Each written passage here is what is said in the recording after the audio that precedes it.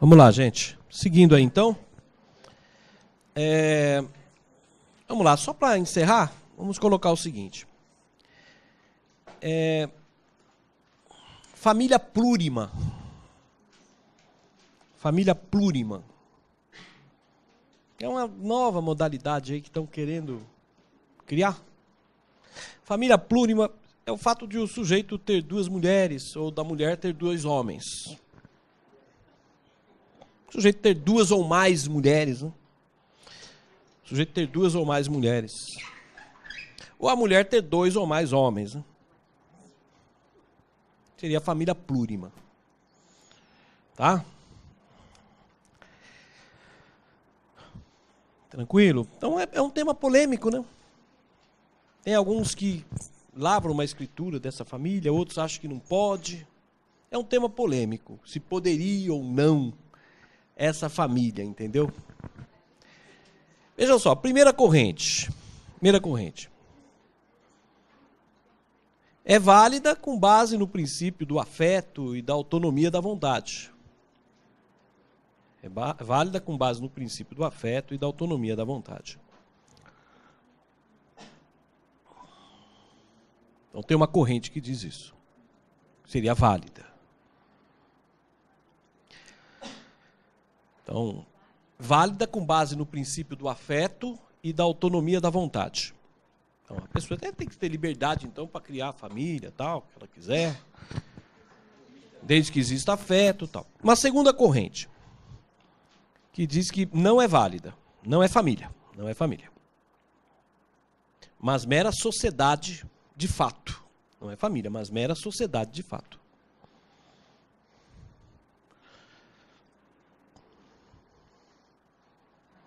Tá? Pois fere o princípio da monogamia, né? Fere o princípio da monogamia.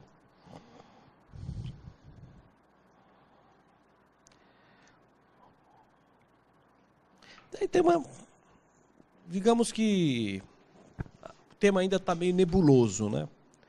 Uma interpretação técnica sobre isso, o que eu penso é o seguinte, observação, só se quiserem só acompanhar meu raciocínio, seria o seguinte, observação. O Código Penal incrimina a bigamia. O Código Penal incrimina a bigamia. É crime. Artigo 235 do Código Penal. Além do segundo casamento ser nulo. Além do segundo casamento ser nulo. Além do segundo casamento ser nulo. Então, implicitamente, parece-me que essa família plurima é proibida. Implicitamente, parece-me que é proibida. Se nem pela via do casamento você pode constituir uma família plurima, por que você poderia constituir por outras vias? Se pela via do casamento o código, além de anular, diz que é crime, por que iríamos então admitir uma família plurima por outras vias que não seja o casamento? Seria uma fraude, seria uma maneira de fraudar o artigo 235 do Código Penal. Ah, vamos reconhecer que no casamento não pode, mas então a gente não casa, vamos por outra via aqui. Seria uma fraude ao artigo 235 do Código Penal. Entenderam? Tá? Mas o tema ainda é polêmico. Tá? Tem alguns que aceitam, outros que não. Não vou nem entrar no aspecto da moralidade, não vou discutir se isso é questão disso aí, eu não vou entrar. E daí, a questão técnica, fiz apenas uma interpretação técnica.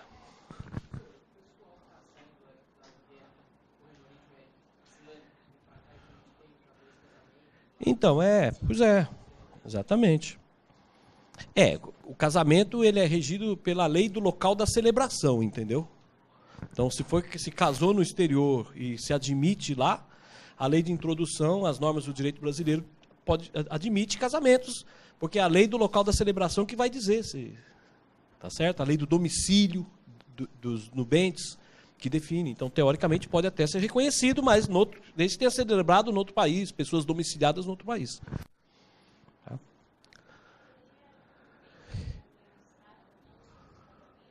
Então, mas a ideia justamente é essa. Eles querem lavrar uma escritura de união estável, entendeu? Essa família queriam lavrar como sendo uma escritura de união estável. Então, alguns cartórios lavram, outros não. Na prática, atualmente, não está ainda pacífico, se pode ou se não pode, tá? Tranquilo? Pois não. Não, família paralela é outra coisa. Observação, coloca aí. Família paralela. Família paralela é o concubinato impuro ou adulterino. É o concubinato impuro ou adulterino. Isto é, pessoa casada, que na concubinato impuro ou adulterino, isto é, união com pessoa casada na constância do casamento. União com pessoa casada na constância do casamento. O sujeito mora lá com a mulher e tem uma casa paralela. Isso é o concubinato impuro. Isso é tranquilo, tá? Não é família. Oi? Então, a bigamia é quando o sujeito casa duas vezes, né? Agora, a família paralela, ele não casou. Bigamia, o sujeito casou duas vezes. Família paralela, ele está casado e tem uma concubina.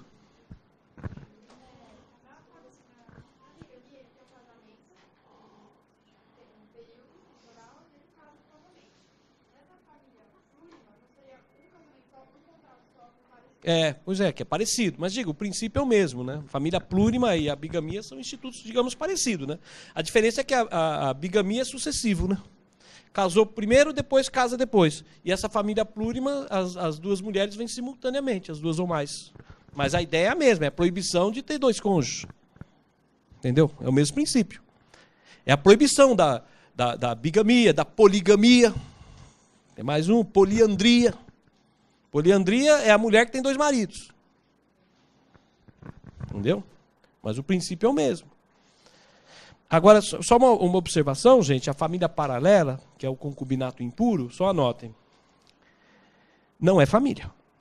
Não é reconhecida. Então, concubinato, família paralela, não é reconhecido como família. Não. Não é reconhecido como família. Não tem direito a alimentos, meação, nome, etc. Não tem direito a nada. Tem direito a nada. Para dizer que não tem direito a nada, tem um único direito. Vamos colocar. O único direito é o de partilha dos aquestos. O único direito é o de partilha dos aquestos.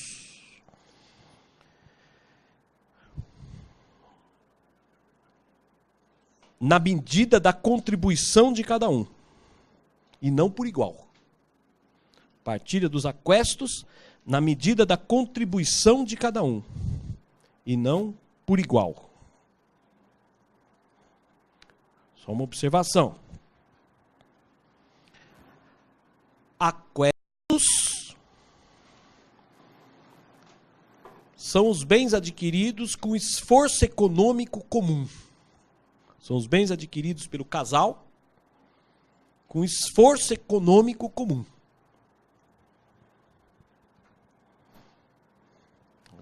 Esses são os bens adquiridos pelo casal com esforço econômico comum. Então, o sujeito é casado, mas montou uma casa com a concubina e tal. E compraram lá um apartamento, ele pagou uma parte, ela pagou outra. Então vamos dividir os aquestos. Ela pagou quanto? Ela pagou 30%. Então 30% é dela. Ele pagou quanto? 70%. 70% é dele. Então não é divisão pro rata.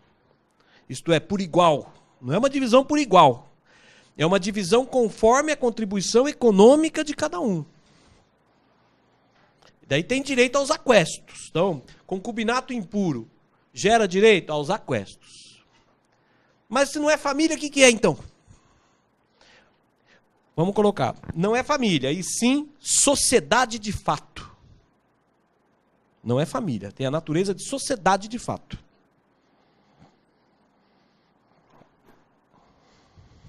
Entenderam? Então, como não é família, as questões são em vara civil e não em vara de família. E não é família. Não vai ter direito a alimentos, não vai ter direito a nome, não vai ter direito a herança, não vai ter direito a nada. Não, também não tem. Nada. Não tem direito a nada. Nada. Tá? O único direito que tem é a súmula 380 do STF, é isso. Vão dividir os aquestos. Divisão dos aquestos, só isso. Existe algum, vamos dizer assim, tem alguns civilistas que querem forçar um pouquinho a barra? Observação. Alguns civilistas conferem também o direito de indenização pelos serviços domésticos. Porque como ela não tem alimentos, então poderia pedir indenização, direito à indenização pelos serviços domésticos para evitar o enriquecimento sem causa. Para evitar o enriquecimento sem causa. Então imaginemos, pois não, alguns civilistas concedem o direito de indenização por serviços domésticos para evitar o enriquecimento sem causa. Particularmente, eu acho que até é justo em algumas situações. Então imaginemos o seguinte, o sujeito vai trabalhar toda semana em Ribeirão Preto. Ele não está gastando mais nenhum tostão com hotel. Por quê? Está ficando na casa da concubina. Está lá, ela cozinha para ele, ela lava, ela passa.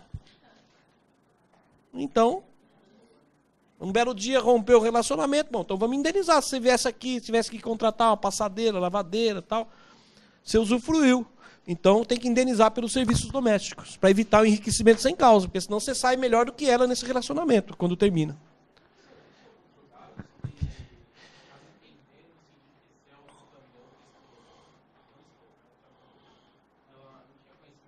Não, daí é diferente, né?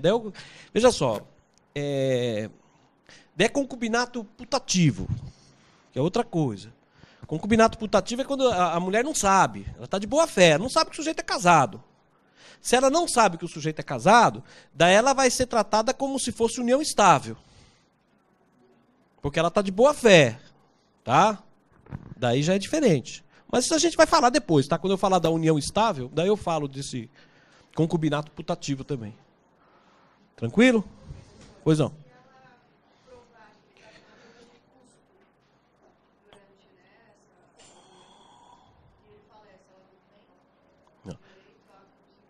Não, veja só, a mulher se instalou com um homem casado, sabendo que o sujeito é casado. Tá certo? Ele estava ajudando, tava dando uma ajuda de custo para ela. Essa ajuda de custo é nula. Pessoa casada não pode fazer doação nem testamento para concubina. Está no Código Civil isso. Tá? Pessoa casada não pode fazer doação nem testamento para concubina. O cônjuge pode mover ação para anular essas doações. Tem que devolver. Tem que devolver. Separação de fato, pessoa casada separada de fato, isso não é concubinato. Não é concubinato. Pessoa casada separada de fato, que tem outro relacionamento, isso não é concubinato, isso é união estável. Isso está escrito no Código Civil também. Está escrito no Código, então não tem polêmica sobre isso. Vejam só, eu não estou entrando nos mínimos detalhes, depois a gente vai ter uma aula de umas 3 horas só sobre união estável, que é um assunto importante. Tá? Por enquanto é só dando uma visão geral aí sobre o direito de família. Tá? Não se preocupe, que tudo isso a gente vai responder depois. Vamos colocar o seguinte. Eficácia horizontal e vertical. Eficácia horizontal e vertical. Vamos lá. Eficácia vertical. Eficácia vertical. É a incidência dos direitos fundamentais. É a incidência dos direitos fundamentais na relação entre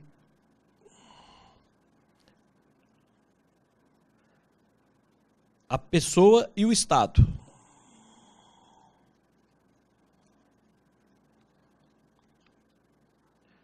entre a pessoa e o Estado, com o objetivo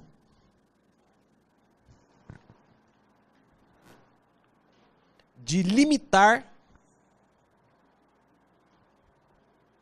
o arbítrio do Estado.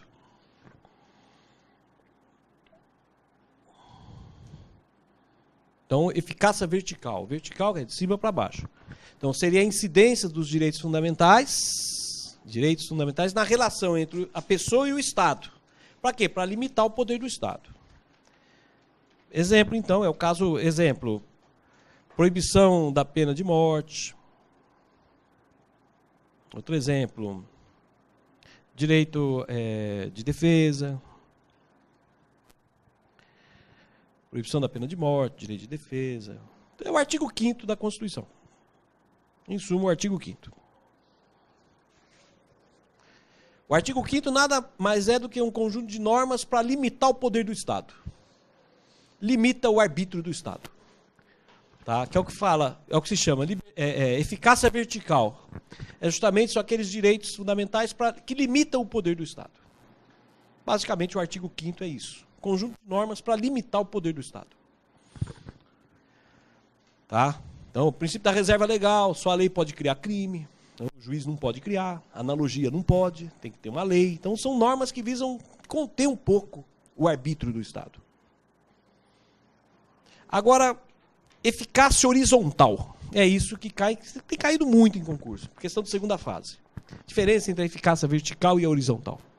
Eficácia horizontal é a incidência dos direitos fundamentais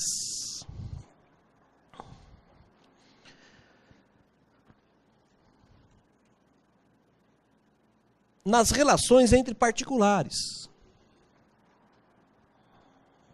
É a incidência dos direitos fundamentais nas relações entre particulares.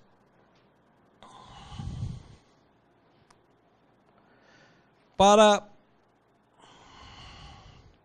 evitar o abuso do poder econômico. Evitar o abuso do poder econômico. E manter o equilíbrio nessa relação. Para evitar o abuso do poder econômico e manter o equilíbrio nessa relação.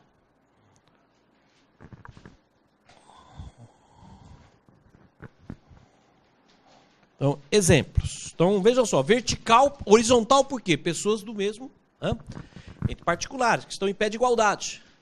Então, mesmo pessoas que estão em pé de igualdade, particulares que vão se relacionar, tem limites. Tem a incidência dos direitos fundamentais também para limitar, para evitar abuso, para manter equilíbrio, para manter essa relação equilibrada. Entenderam? Então, por exemplo, para expulsar sócio de clube, para expulsar associado de clube, é preciso ampla defesa. É preciso um processo administrativo com ampla defesa. Quer expulsar o associado, ele tem que ter direito à ampla defesa lá nesse processo administrativo do clube. É uma norma do artigo 5º. É uma norma constitucional incidindo nas relações entre particulares. Entenderam? Então, podemos dizer então que no direito de família, o direito de família, vamos colocar o seguinte, o direito de família é uma relação, é ramo do direito privado, né? O direito de família é um ramo do direito privado, mas a sua interpretação sofre influência de princípios constitucionais. O direito de família é um ramo do direito privado, mas a sua interpretação sofre influência de normas constitucionais.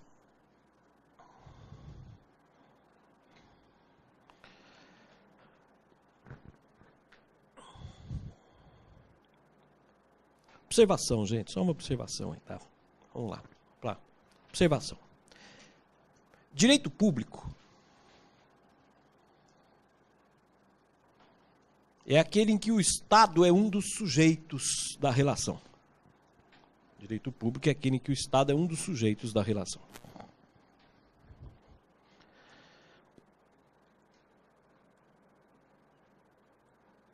Exemplo. Direito processual, direito penal, administrativo, processual, penal, constitucional, processual, penal, administrativo, etc. Tá certo? Então, a posição dominante é que o direito de família é direito privado e não público. A posição dominante é que o direito de família é direito privado e não público.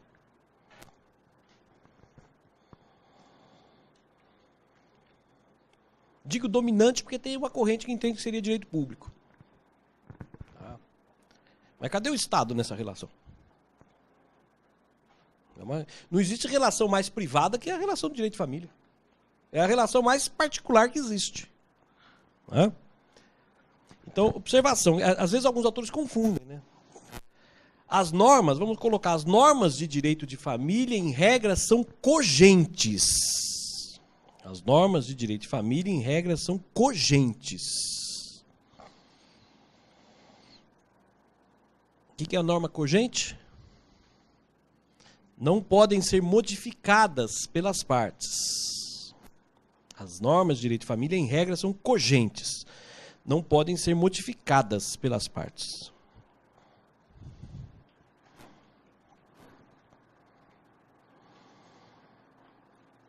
Bom, mas não é porque a norma é cogente que agora virou direito público. Porque tem norma cogente e virou direito público. Então, contratos também tem norma cogente. Então, o contrato também é direito público, porque tem algumas normas cogentes. Então, é evidente que não. Não é o fato de ter norma cogente que vai transformar em direito público. Direito público é quando o Estado é um dos sujeitos. Processo é o Estado juiz que julga. Então, isso é direito público. Direito administrativo é relação com o Estado. Direito tributário, relação com o Estado. Direito público é aquele que cuida, disciplina, o Estado figura como um dos sujeitos desse direito. Direito de família, não. Por isso que é um direito particular, privado. Mas vamos lá. Princípios constitucionais. Princípios constitucionais aplicáveis ao direito de família. Princípios constitucionais. Primeiro aí. Princípio da dignidade da pessoa humana.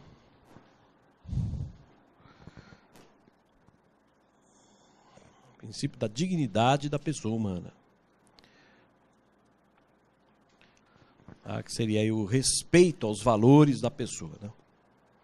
Dignidade da pessoa humana, que seria o respeito aos valores da pessoa. Aí vamos lá, anota o seguinte.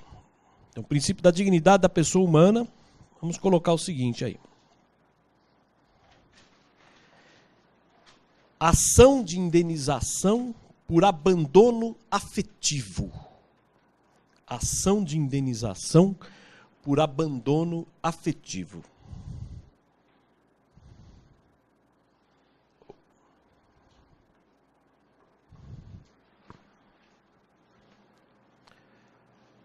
Ou teoria do desamor. Teoria do desamor. Aí é o seguinte. Pai que paga alimentos. Pai que paga alimentos. Mas não dá afeto.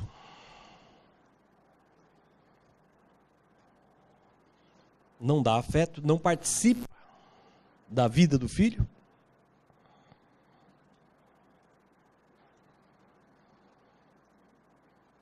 Tem que indenizá-lo pelos danos psicológicos que ele vier a sofrer. Tem que indenizá-lo pelos danos psicológicos que ele vier a sofrer.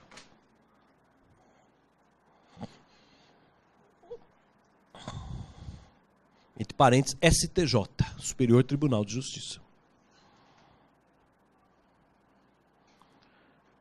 O fundamento é a dignidade da pessoa humana, então tem que respeitar. Né?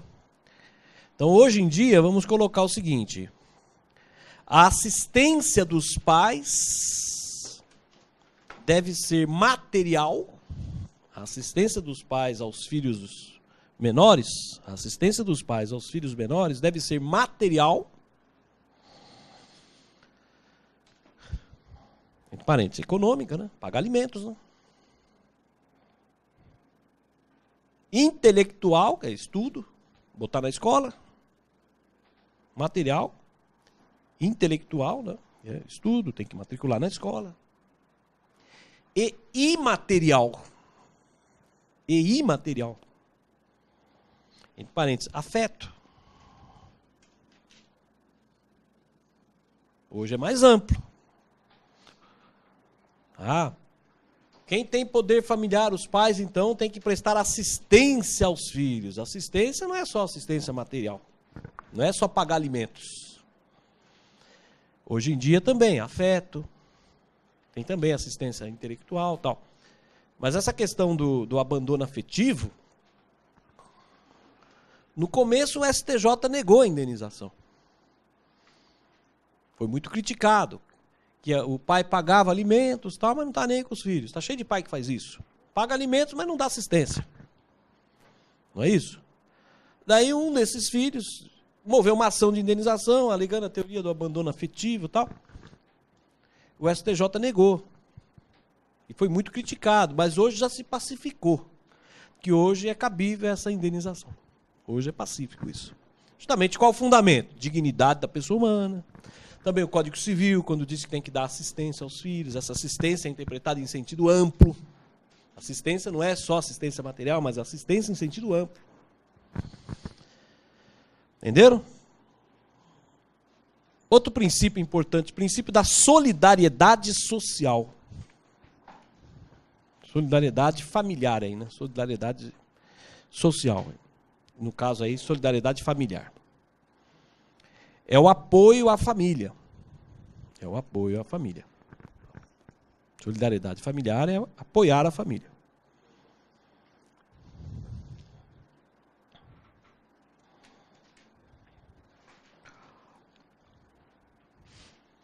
Então, exemplo, é o princípio que justifica regime de bens. Vamos lá. É o princípio que justifica regime de bens, alimentos,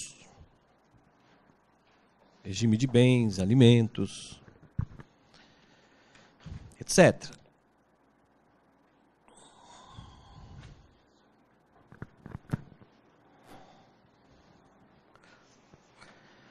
Tudo bem, então o princípio da solidariedade familiar, que é o apoio mútuo, né? Tá? Um outro princípio. Então isso ajuda a construir família. Bom, existe a solidariedade, então tem afeto, tem solidariedade, então já está começando a surgir a família. Né? Outro princípio, princípio da igualdade entre filhos, ou isonomia.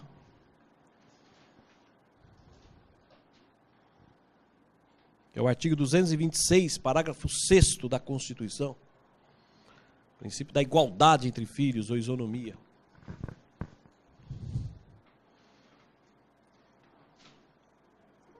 Pois não. 227, parágrafo 6º da Constituição. 227, parágrafo 6º. Igualdade entre filhos. Assim, por exemplo, vamos lá. Todos os filhos,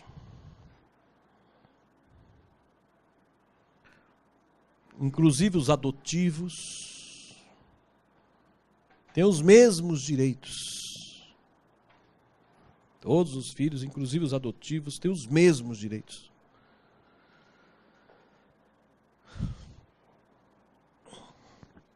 Tá? Então, existe essa igualdade. É uma igualdade, vamos colocar, perante a lei. Essa igualdade é absoluta. Perante a lei, essa igualdade é absoluta. Não há exceções. Perante a lei, essa igualdade é absoluta, não há exceções. Mas o pai, vamos colocar, mas através de testamento ou doação, o pai ou mãe pode privilegiar um filho. Através de testamento ou doação, o pai ou mãe pode privilegiar um filho. Vai fazer um testamento, vou deixar mais para você, viu, meu filho? Deixar mais bens para você. Fazer uma doação, Vou te privilegiar. Isso é possível. Então, quando fala igualdade entre filhos, é igualdade perante a lei. A lei não pode tratar filho de forma desigual. Filho adotivo tem os mesmos direitos. Filho fora do casamento tem os mesmos direitos. A igualdade é absoluta perante a lei, qualquer que seja o filho. Perante a lei, agora num testamento, numa doação. Pô, a gente vai ver isso, o pai ou a mãe tem poder. Tá num testamento, eu vou deixar metade para você. A outra metade eles dividem, mas vou deixar até metade, pode privilegiar um dos filhos. Entenderam? Claro? Ainda temos aqui, vamos lá, princípio da igualdade entre cônjuges. Artigo 226, parágrafo 5º da Constituição. Igualdade entre cônjuges. Artigo 226, parágrafo 5º da Constituição. E vamos colocar o seguinte. Então vamos colocar. Marido e mulher têm os mesmos direitos e deveres.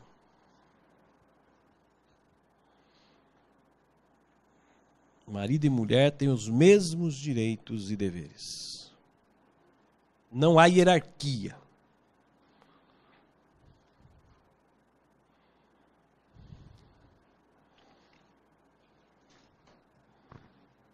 Marido e mulher têm os mesmos direitos e deveres, não há hierarquia.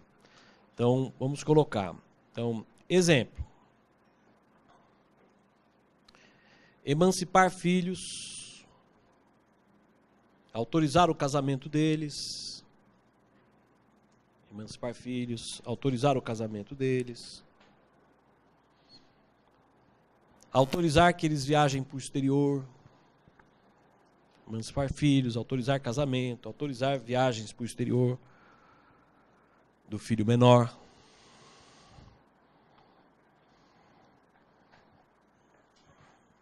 Etc. São decisões que devem ser tomadas em conjunto. São decisões que devem ser tomadas em conjunto. Se houver divergência, só o juiz pode decidir.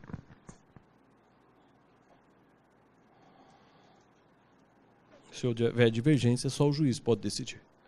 Ah, tá, será que a gente vai autorizar o filho aí para os Estados Unidos? Os dois precisam assinar. Os dois precisam autorizar. Para autorizar o menor a viajar para o exterior. Os pais, em comum acordo, precisam autorizar. Se não houver acordo, daí juiz. Agora, se houver acordo, eles vão para o exterior. Aí pode ir, pode viajar. Autorizar casamento. Vou emancipar o filho. Os dois precisam concordar para emancipar. Em suma, se houver divergência, daí quem decide é o juiz.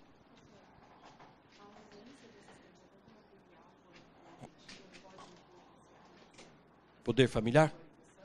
Não. Vamos dizer assim, o poder familiar só pode ser suspenso, só pode ser destituído por decisão do juiz. Só por decisão do juiz, que vai perder o poder familiar ou ter suspenso. Então, em princípio, mesmo, está divorciado e tal, poder familiar, os dois precisam autorizar. Decisões em conjunto. Então, é um poder, essa igualdade, né? Exercer os direitos de forma igual, de forma indivisível ali. Tá? Só uma observaçãozinha, gente, que é importante, anotem aí, isso é importante.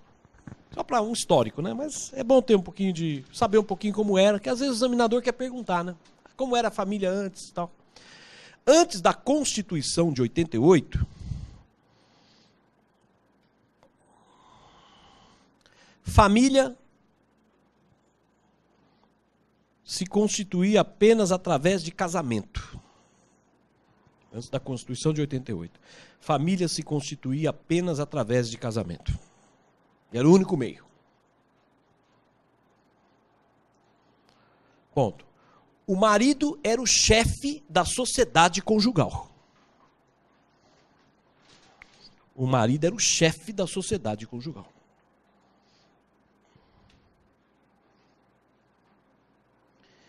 e a mulher sua mera colaboradora. Era uma assistente. Mulher sua mera colaboradora.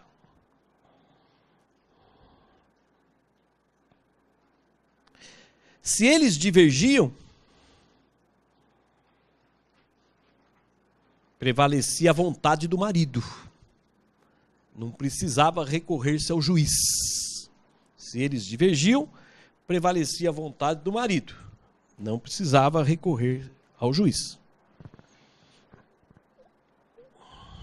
E só lembrando também, um pouquinho histórico, a mulher, quando se casava, tornava-se relativamente incapaz. A mulher, quando se casava, tornava-se relativamente incapaz. Sabiam disso? Estava no rol lá. Os relativamente incapazes são os menores púberes, os pródigos, mulher casada. Relativamente incapaz. Só podia praticar atos da vida civil com assistência do marido. Lembrando, só para observação, com a Lei 4.121 de 62, 4.121 de 62, entre parênteses, Estatuto da Mulher Casada, 4.121, as mulheres têm que conhecer essa lei, hein? 4.121 de 1962, Estatuto da Mulher Casada. A mulher casada tornou-se capaz. A mulher casada tornou-se capaz. Mas não, chega, né? Daí não. E só o último princípio que eu vou falar antes de dar um intervalo. Anota aí. Princípio da não intervenção ou da liberdade. Princípio da não intervenção ou da liberdade. Artigo 226, parágrafo 7º. 226, parágrafo 7º da Constituição. Diz o seguinte, vamos lá. É o que proíbe a interferência. É o que proíbe a interferência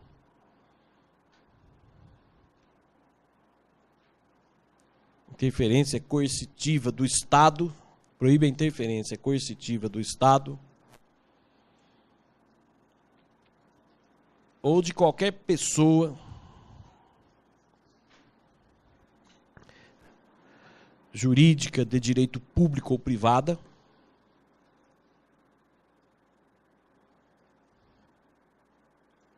proíbe a interferência do Estado de qualquer pessoa, jurídica de direito público ou privada, no planejamento familiar.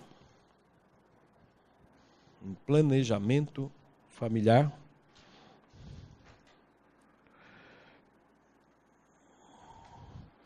Isto é, na forma de se constituir a família.